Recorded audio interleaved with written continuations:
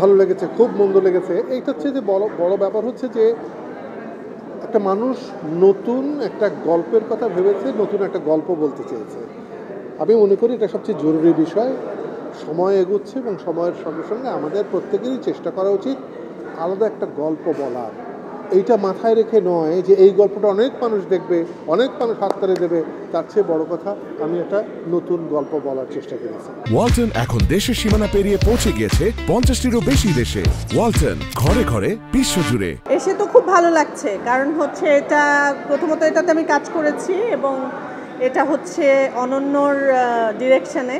আমাদের ক্যারিয়ার শুরুতে ওকে একদম ছোট দেখেছি, স্কুলে পড়ে।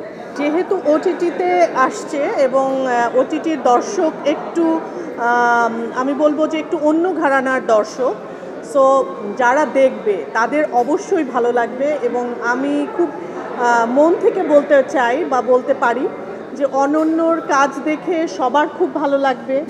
সময়ের সাথে সাথে সবারই নিজেকে চেঞ্জ করতে হয়, আমিও করছি।